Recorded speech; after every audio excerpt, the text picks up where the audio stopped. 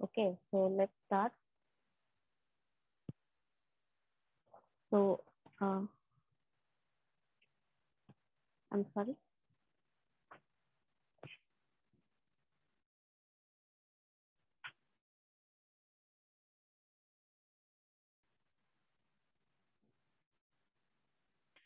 Last class हमने discuss किया था कि मेनी रादर क्वाइट और फर्स्ट स्टेज ऑफ सिंथेसिस में उनके आगे अगर आपका ये लगता है, जैसे सिंगुलर नाउन लगता है, तो वहां पर आप ए और एन का यूज करेंगे. तो आई हैव टोल्ड यू कि मेनी से आप एक सेंटेंस बनाइए जहां पर ए और एन का यूज करके आप एक सिंगल नाउन मेनी के आगे लगा रहे हैं. ठीक है, I have given you this exercise because यहाँ पर जो आपका मेनी होता है, many represents what, more than one person, right. जो मोर देन वन पर्सन है, मोर देन वन थिंग है, then you have to formulate a sentence where a singular noun is used with many.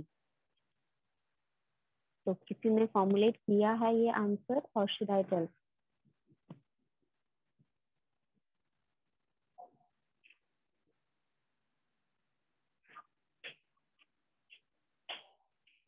Okay, so since I'm not getting any responses, first and foremost, please switch on your cameras.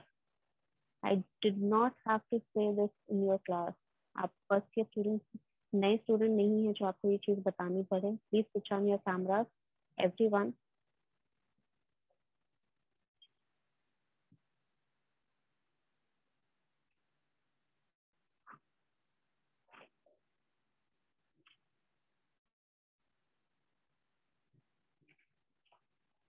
Switch on your cameras or I'm pushing you into the waiting room.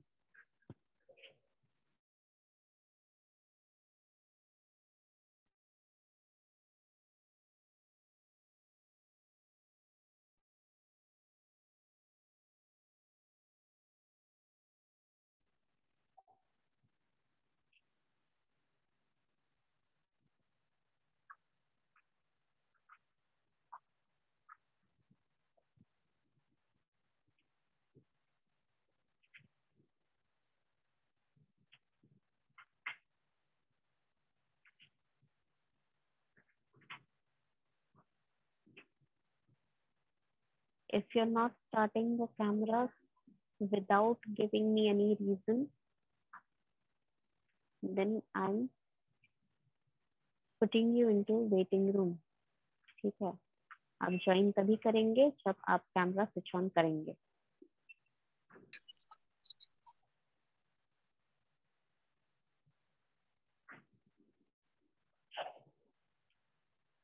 Switch on your cameras. I'm giving you 5 minutes. If I don't see any camera switch on, then I'm putting you into the waiting room. Okay.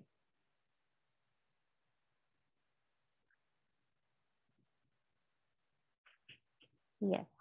So as I told you, यहाँ पर आपके जो sentence बनाने थे, many से एक sentence बन सकता है. कैसे सेंटेंस बन सकता है?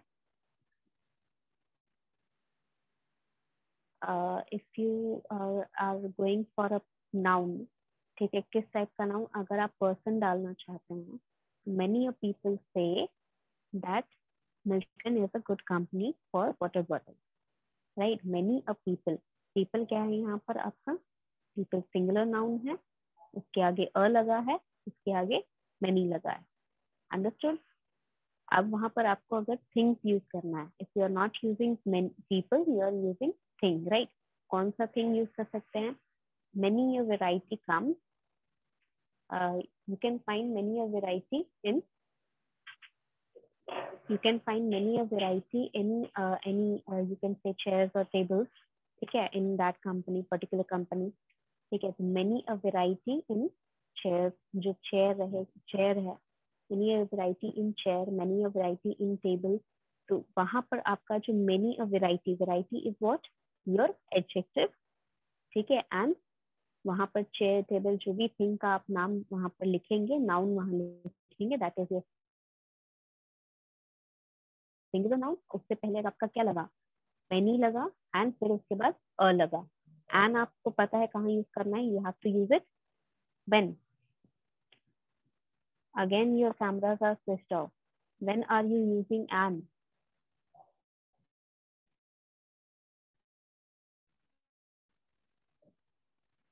And कहाँ?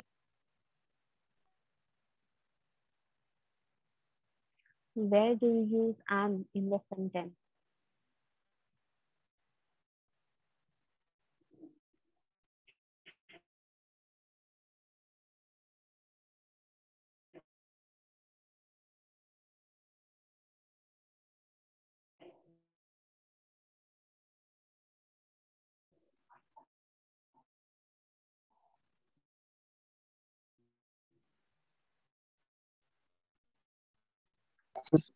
Yes, ma'am, you're audible. Yes, and Yes, ma'am.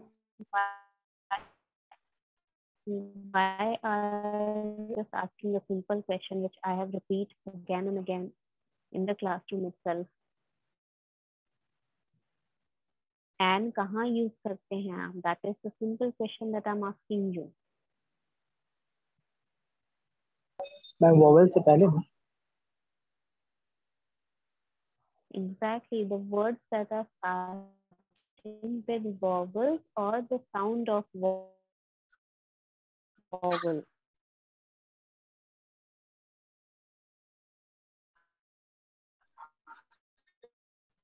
आप yes, ma'am. उसके आगे आप क्या करेंगे?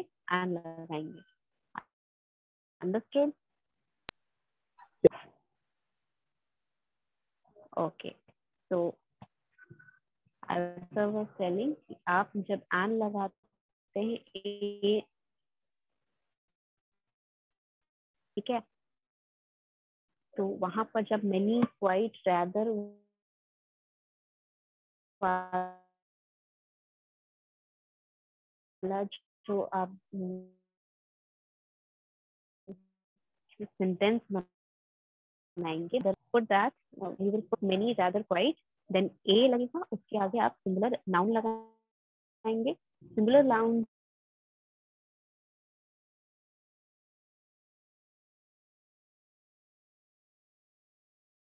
जो है आपका, ठीक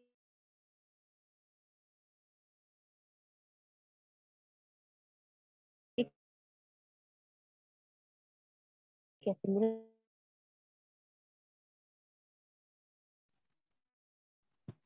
When it is visible, let me know. Okay.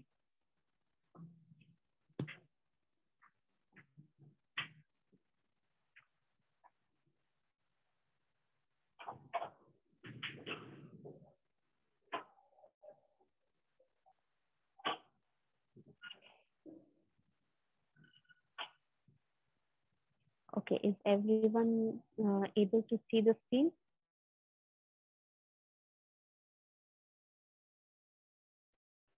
Yes, ma'am. Yes, here you can see the example that have to be used. Many, rather, quite, such. That is the words that are to be used. उसके बाद a या am लगा है according to the word coming next. उसके आगे जो word आ रहा है वो आपका vowel sounding word है या vowel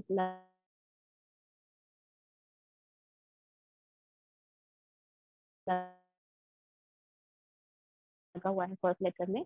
Then is your single number. Understood? Next is your in expression of speed, rate, speed, ratio, and price.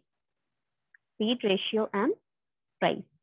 Now, यहाँ पर you can see in this sentence, she can run 12 kilometers an hour. Speed बताने में या rate बताने में, price बताने में, बताने में, रेशियो आप कैसे निकालते हैं किसी चीज का? रेशियो आप निकालते हैं this is the whole portion और उसमें से कितना पोर्शन आपको लेना है. ठीक है, for example there is a whole cake and you took what 1/3 of it. ठीक है, 1/3 that means there were 3 parts and you took 1 part of it, right? तो when you are putting ratio और speed, speed कैसा होता है? Speed is what? Distance on sorry distance covered by time taken, that is your speed. तो 1 unit of time में कितना आपने distance cover किया, that is your speed. Price again 1 unit of commodity जो आपने दे रही हूँ, मेजरमेंट ऑफ यूनिट जो है आपका, कोई 1 यूनिट ऑफ कमोडिटी है, उसको मैं कितने प्राइस पे आपको दे रही हूँ, that is your price of the commodity, right. तो यहाँ पर आप जब लिख रहे हैं सेंटेंस में, she can run 12 kilometre an hour, that means in 1 hour she is running 12 kilometers. So 1 hour है, that means singular noun is used, so singular noun है, a या फिर an लगेगा। Rice sells 50 rupees a kilo, 1 kilo का rice का कितना price है, तो कमोडिटी कितनी है आपकी 1 किलो, ठीक है। यूनिट जो है, यूनिटी आपका जो एक यूनिट में कितना आ रहा है, ठीक है।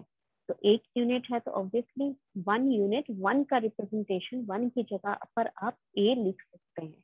तो यहाँ पर राइस सेल्स 50 रुपीज, इवन से 1 किलोग्राम, ठीक है। तो 1 किलोग्राम की जगह अ किलो लिखा है, so that you can tell the price of it. She earns rupees 20,000 a month. That means what? Per month, एक मंथ में उसका कितना सैलरी है, तो 1 month सैलरी इज व्हाट, उसका 1 month सैलरी ये है, तो 1 month की जगह अ मंथ लिखा है, तो to depict the earning, okay. तो 1 की जगह यू कैन राइट ए और N in the sentence. Any doubt in this?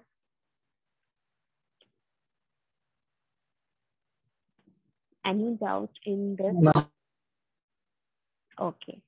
In exclamatory sentences, again exclamatory sentences I have told you before also, exclamatory sentences आपका वो sentences हैं जहाँ exclamation mark लगता है, and exclamation mark आपका लगता है when you are trying to express your emotions or feelings, ठीक है। आप अपने feelings को express करना चाहते हैं, आप अपने emotions को express करना चाहते हैं, only then you are using exclamation mark. तो such a long queue, that means you are expressing your distress, ठीक है। आप अपना स्ट्रेस बता रहे हैं कि आपको इतनी लंबी लाइन में खड़ा होना पड़ रहा है, that is why you are using exclamation mark, okay. 1 Q, ठीक है, एक ही क्यू है, एक ही लाइन लगी है, उसी के बारे में बात हो रही है, तो सिंगुलर नाउन है, that is why you are using a और an. What a beautiful day, again day is your singular noun, so again you are using a here, ठीक है। what a beautiful day is what, your happiness, or you can say the contentment of your feeling, जो भी आपकी feeling है, happiness की feeling है या एक कंटेनमेंट की फीलिंग है रिगार्डिंग दी डे, ठीक है। हो सकता है कि कुछ अच्छा हुआ हो, उस वजह से you are feeling happy. So what a beautiful day means what, you have मतलब आपको कुछ हुआ है उस दिन जो आपको अच्छा लगा है, या कुछ ऐसा नहीं हुआ है जो बुरा नहीं हुआ। So what a beautiful day is expressing your happiness that nothing went wrong at the minimum and something happened good at the utmost. Understood? Any doubt regarding this?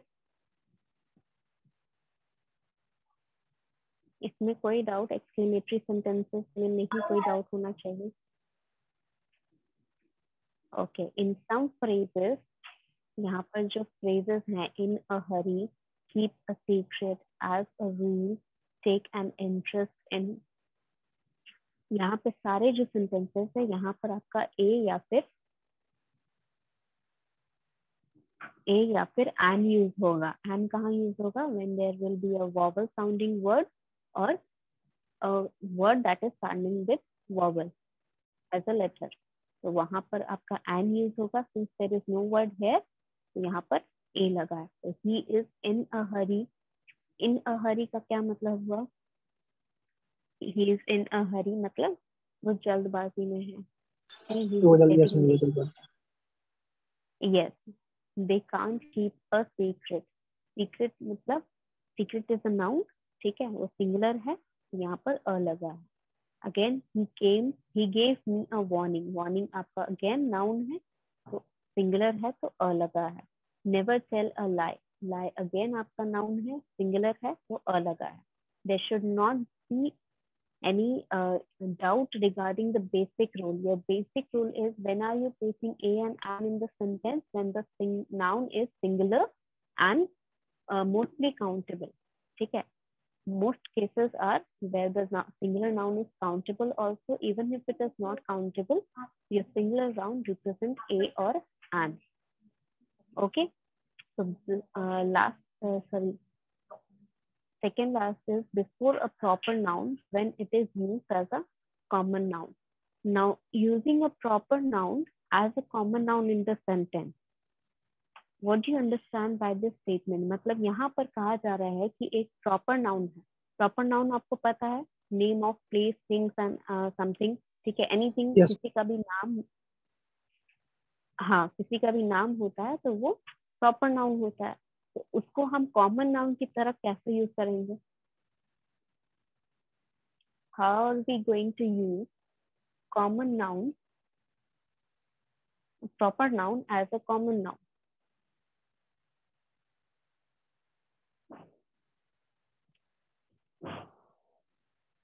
कैसे यूज करेंगे? ही इज अ शेक्सपियर, ये आपका example है, इसका meaning कोई मुझे समझा सकता है? What is the sentence, what is the meaning that the writer wants to say? He is a Shakespeare.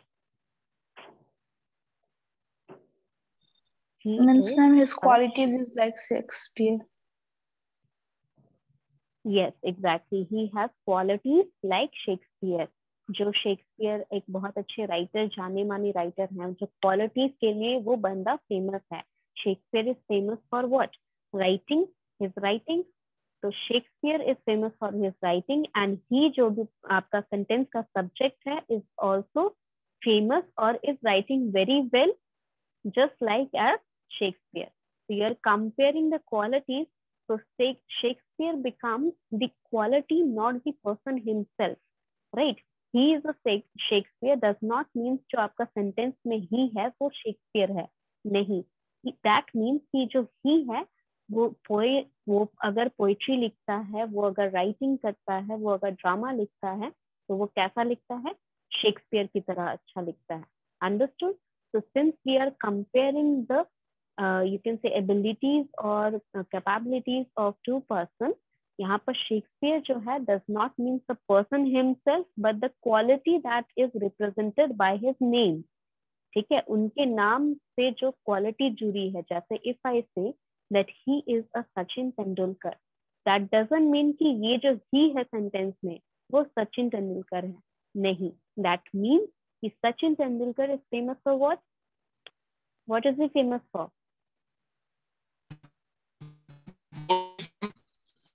Cricketer है मैम.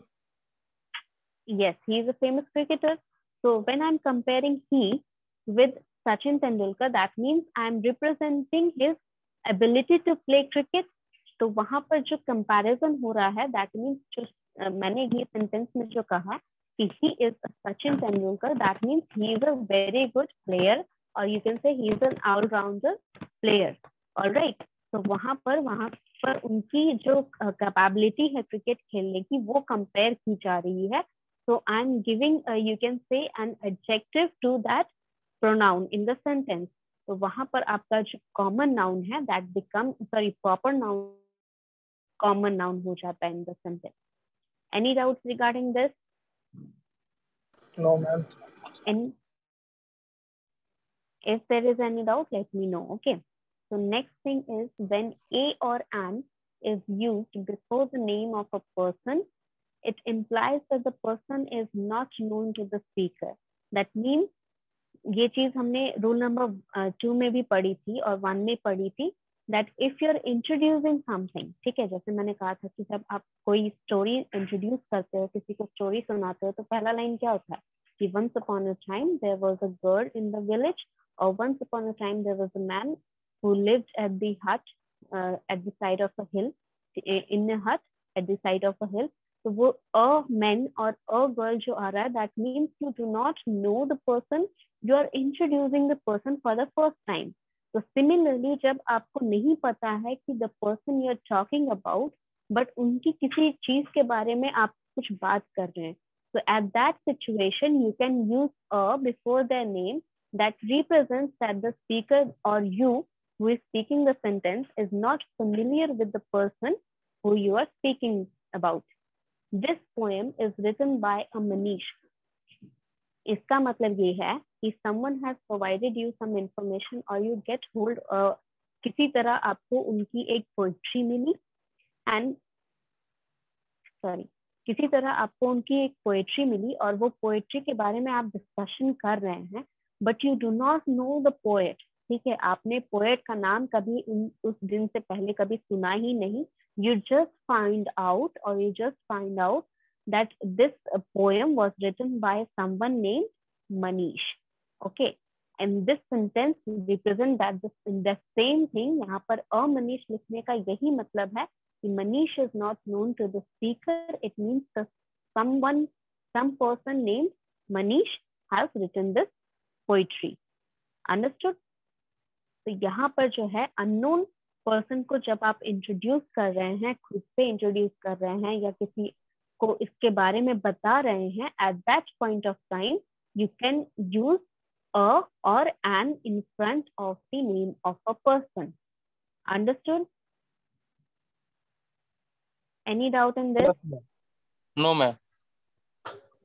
ओके, चलिए बढ़िया. Then last one is when a verb is used as a noun, यानी कि जैसे कि आपने proper noun को common noun की तरह use किया, in a similar way you can use a verb as a noun. जो एक verb है आपका, उसमें आपने उनको noun की तरह अपने sentence में use किया. कैसे use किया? He goes for a walk daily. He goes for a walk daily का क्या मतलब हुआ? What would be the meaning of this sentence? वो कार्य के लिए रोज जाता है. नहीं वो वॉक है ना मैम, वो Exactly. टहलने के लिए रोज जाता है. हाँ, exactly. He is walking every day. That means repetition of a work is shown in this sentence, right? ये जो work है आपका, यहाँ पर आपका repetition दिखाया जा रहा है कि आप daily ये काम कर रहे हैं. ठीक है? Last Sunday I had a long talk with my friends. A long talk यहाँ पर क्या represent कर रहा है? Repetition नहीं represent कर रहा है, but क्या represent कर रहा है? That you had something, that you did something, जिसको आप as a noun represent करते हैं. Talking मतलब क्या? Talking मतलब verb होता है, but यहाँ पर a long talk लगा देने से it becomes a noun. How it becomes a noun? Because क्या किया आपने? ठीक है, आपने बात की अपने दोस्त से. ठीक है, तो दैट मीन्स ये नाउन वर्ब होना चाहिए. But I had a long talk मतलब मैंने अपने दोस्त से बहुत देर तक बात की. I had a long talk. Had a मतलब क्या होता है? I had a like if I use this sentence as I had a cake last night. तो I had a cake last night का मतलब क्या हुआ कि मैंने केक खाया last night. ठीक है, तो वो had जो होता है, had आपका verb बन जाता है. ठीक है, तो when main verb is your had in the sentence, so a long talk becomes the noun in the sentence. Similarly, he goes for a walk daily. So he goes becomes your main verb in the sentence and walk becomes your noun in the sentence. Understood? Any doubt regarding this? No ma'am, there is no doubt. Okay, चलिए then and there are few students who are coming very late. बच्चे इतनी late आएंगे class में, then there is no use. ठीक है, इतना late आके कोई फायदा नहीं है आपको. आप शुरू से कुछ पढ़ोगे नहीं, आधा अधूरा सुनोगे तो फिर कैसा समझ में आएगा?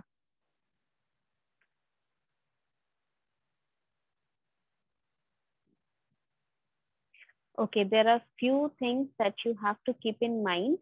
That is not used before a plural noun. That means a और an जो है, a और an कभी भी plural noun के साथ यूज नहीं होते हैं. और कहाँ यूज नहीं होते हैं? With a proper noun. यानी कि when you are mentioning someone name, if I mention my name, उसके आगे मैं a नहीं लगाऊंगी. If someone who does not know my name is mentioning my name, तो वो a लगा सकता है. But if someone who knows my name, ठीक है, जैसे आपसे किसी ने पूछ दिया कि whose class are you attending from 4 to 5, तो आप क्या बोलोगे? We are attending Akansha ma'am's class. Akansha ma'am class नहीं लिखोगे because you know who I am. So someone who is known to you, you cannot put a or an before their name. अगर आप जानते हैं उसको तो आप a और an नहीं लगाएंगे, आप the लगा सकते हैं. If you know the only person, मतलब आप सिर्फ उनके बारे में ही बार बार बात कर रहे हैं तब आप द लगा सकते हैं। अगर आप उनके अलावा वैसा किसी और को नहीं जानते हैं, ठीक है, like say if a very famous personality we are talking about, ठीक है, जैसे अमिताभ बच्चन जी हो गए या फिर you can say the president हो गए, उनके बारे में आप बात कर रहे हैं, देन उनके नाम के आगे यू कैन पुट द, ठीक है। बट आप कभी भी किसी के नाम के आगे तभी लगा सकते हैं when you do not know that person, ठीक है, आप उनको नहीं जानते हैं, ठीक है, तब आप उस टाइम बोलेंगे उनका नाम, तब आप उनके आगे लगा सकते हैं। एंड अगेन और किसके सामने नहीं लगा सकते? Uncountable noun in general, uncountable noun in general. Uncountable noun क्या क्या होते हैं? Can you represent, can you give the example of uncountable noun? Yes, ma'am. Ma'am, water, air. Uncountable, Oil, yes, water, water, air, star. बिल्कुल। The things that can be measured but not counted are countable noun. You can say that. तो जिस चीज को आप major कर रहे हैं वो आपका काउंटेबल नाउन नहीं हो सकता है। तो ऑयल हो गया, एयर हो गया, something that can be measured, ठीक है। तो वो सारी चीजें जो होती हैं अनकाउंटेबल नाउन होती है। तो हाँ, तो वो सारी चीजों के आगे, वो सारे वर्ड्स के आगे आप नहीं, एंड नहीं लगा सकते। वाटर नहीं हो सकता है, द वाटर हो सकता है, ठीक है।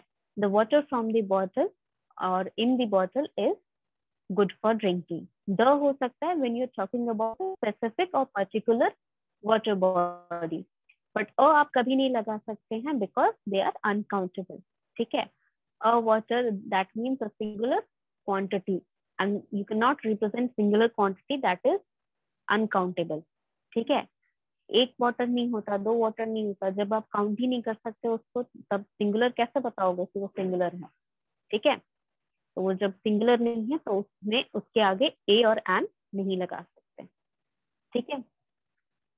अब यहाँ पर लिखा है कि शुड बी यूज ए और एन और वन, यानी कि अगर आपको वन लिखना है, ठीक है, जैसे कि मैंने कहा था कि 100 हो गया, 1000 हो गया, $1 हो गया, ₹1 at point you can one where it is represented लगा सकते हैं, ठीक है। ये चीज लिखी गई है कि जहां पर वन है कहाँ पर आप लगा सकते हैं वन की जगह अ और कहाँ नहीं लगा सकते हैं, वो चीजें यहाँ पर बताई गई हैं। When we are counting or measuring time, distance or weight, etc. That means exactly what we are doing. We are counting or measuring. ठीक है, किसी भी चीज को अगर आप काउंट कर रहे हैं या मेजर कर रहे हैं, चाहे वो काउंटेबल हो या अनकाउंटेबल है। अनकाउंटेबल होगा तो मेजरिंग कर सकते हैं, काउंटेबल है तो काउंट कर सकते हैं। Both the cases, if your unit of counting or measuring is one unit, then you can write a before the measuring unit. $1 यहाँ पर साइन देख ली तो $1 की जगह और dollar one, how many dollar are this? I have not written here. यहाँ पर एक एरर है, it should be what? How many dollars are this? I think $1 million. तो यहाँ पे मिलियन छूट गया है, it should be million. हाँ, $1 million should be here, ठीक है। तो यहाँ पर $1 million है, यानी कि वन अगर रिप्रेजेंट कर रहा है कहीं भी तो आप उसकी जगह $1 million लिख सकते हैं। 100 रुपीज तो 100 रुपीज की जगह आप 100 रुपीज लिख सकते हैं, ठीक है।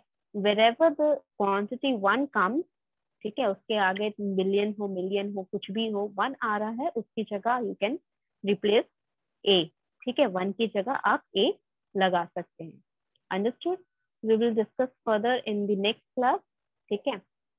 And I have told you, you remember the homework that I have given you, adjective, verb और एडवर्ब की फाइल मुझे चाहिए। एडवर्ब का जो एक्सरसाइज है वो मैं आपको सेंड कर दूंगी, तब तक आप वर्ब और एडजेक्टिव की फाइल का वो एक्सरसाइज लिखिए, सॉल्व करिए। जो भी डाउट है you can ask me in the class, but before 15th I want the assignment. Understood? Assignment PDF बना के सेंड करना है। पीडीएफ ना